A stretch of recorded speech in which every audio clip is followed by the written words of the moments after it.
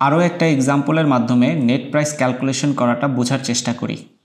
লক্ষ্য করি JR dot passenger Dhaka থেকে জেদ্দা যাবে 22 জুন বাংলাদেশ বিমানে।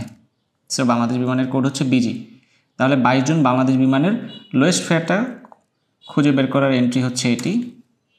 দেওয়ার সাথে সাথে আমরা আইটেনারি অপশন 1-এ দেখতে পাচ্ছি 54,054 টাকা বাংলাদেশ বিমানের সবচেয়ে লোয়েস্ট ফেয়ার 22 জুনের। এরপর অপশন 2-তে রয়েছে 68,692 টাকা, অর্থাৎ 22 জুনে বাংলাদেশ বিমানের লোয়েস্ট ফেয়ারটা কিন্তু অপশন 1-এ রয়েছে। এখন অপশন 1-এর জন্য যদি আমরা একটা সিট হোল্ড করতে চাই তাহলে ম্যান্ডেটরি কমান্ড হচ্ছে JR এবং অপশন 1-এর জন্য হচ্ছে 01।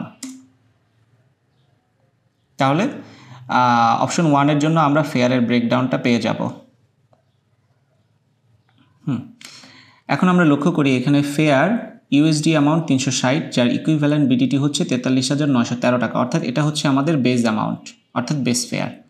পরবর্তী লাইনে আমরা ট্যাক্সের ব্রেকডাউনটা দেখতে পাচ্ছি, যেখানে আমাদের টোটাল ট্যাক্স রয়েছে, অর্থাৎ BD, UT এবং এই XT তিনটাকে যোগ করলে আমরা টোটাল ট্যাক্সটা পেয়ে থাকি। তারপরের লাইনে আমরা দেখতে পাচ্ছি টোটাল BDT 54,054 টাকা, যেটাকে আমরা বলি গ্রস ফেয়ার, অর্থাৎ এই বেস ফেয়ার এবং হচ্ছে এই ট্যাক্স যোগ করে আমরা গ্রস ফেয়ারটা পেয়ে থাকি। এখন এখান থেকে আমরা নেট প্রাইসটা ক্যালকুলেশন করা শিখব। আমরা একটু লক্ষ্য করি base fair plus tax equal হচ্ছে গ্রস ফেয়ার। আমাদের ফেয়ারের মাসকে বেস ফেয়ার দেওয়া রয়েছে 43,913 টাকা, টোটাল ট্যাক্স 10,141 টাকা এবং যোগ করলে আমরা গ্রস ফেয়ার পাই 54,054 টাকা। আমরা এখান থেকে এখন নেট প্রাইসটা ক্যালকুলেট করা শিখব।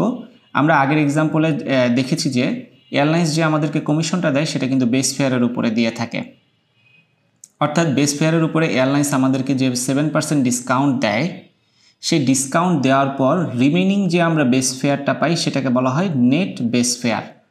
অর্থাৎ 43,913 টাকার 7% অ্যামাউন্ট নিয়ে যদি আমরা 43,913 টাকা থেকে বিয়োগ করি তাহলে যে রিমেনিং বেস ফেয়ারটা থাকবে সেটা কিন্তু আমাদের এয়ারলাইন্সকে পে করতে হবে, যেটাকে আমরা বলছি নেট বেস ফেয়ার। পরবর্তীতে আমরা AIT ক্যালকুলেশন করব, অর্থাৎ অ্যাডভান্স ইনকাম ট্যাক্স, যেটা প্রতিটা টিকিটেই গভর্নমেন্টকে আমাদের দিতে হবে। আমরা আগের এক্সাম্পলে দেখেছি যে গ্রস ফেয়ারের 0.3% অ্যামাউন্টই হচ্ছে আমাদের AIT। কিন্তু আমাদের একটু লক্ষ্য রাখতে হবে, ঢাকা থেকে যখন আমরা ডিপারচার করব, আমরা এটা কিন্তু ঢাকা থেকে জেদ্দার ফেয়ার নিয়েছিলাম। সো ঢাকা থেকে যখন আমরা ডিপারচার করব তখন আমাদের ট্যাক্সের ব্রেকডাউনে আমরা 3টা ট্যাক্স পাবো। একটা হচ্ছে BD ট্যাক্স, একটা হচ্ছে UT ট্যাক্স 4,000 এবং আরেকটা ট্যাক্স রয়েছে E5 ট্যাক্স, যেটা এই XT ট্যাক্সের ব্রেকডাউনে আমরা দেখতে পারবো। অর্থাৎ এই যে XT ট্যাক্সের ব্রেকডাউনের লাইনে আমরা দেখতে পাচ্ছি যে E5 ট্যাক্স 441 টাকা।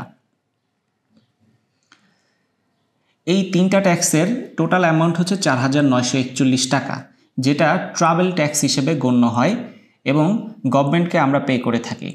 তাহলে যেই ট্যাক্স অলরেডি আমরা গভর্নমেন্টকে পে করতেছি সেটার উপরে তো আমাদের গভর্নমেন্টকে আবার AIT দেওয়ার কোনো প্রয়োজন নেই।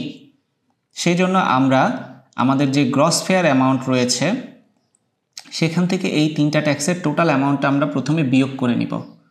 বিয়োগ করলে আমরা 49,113 টাকা পাই এবং এই অ্যামাউন্টের 0.3% হচ্ছে আমাদের AIT।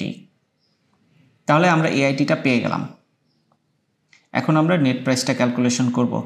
আমরা নেট প্রাইস ক্যালকুলেশনের ফর্মুলাটা জানি যে নেট বেস ফেয়ার, অর্থাৎ এয়ারলাইন্সের 7% ডিসকাউন্ট বাদ দেওয়ার পর যে বেস ফেয়ারটা থাকে সেই অ্যামাউন্টটা প্লাস আমাদের টোটাল ট্যাক্স, যেটা আমরা টিকিটের মাসকেই পেয়েছি, তার সাথে যদি আমরা AIT যোগ করি তাহলে আমরা টোটাল নেট প্রাইসটা পেয়ে যাই। এই ভিডিওতে তাহলে আমরা শিখলাম কিভাবে নেট ফেয়ারটা ক্যালকুলেশন করতে হয়।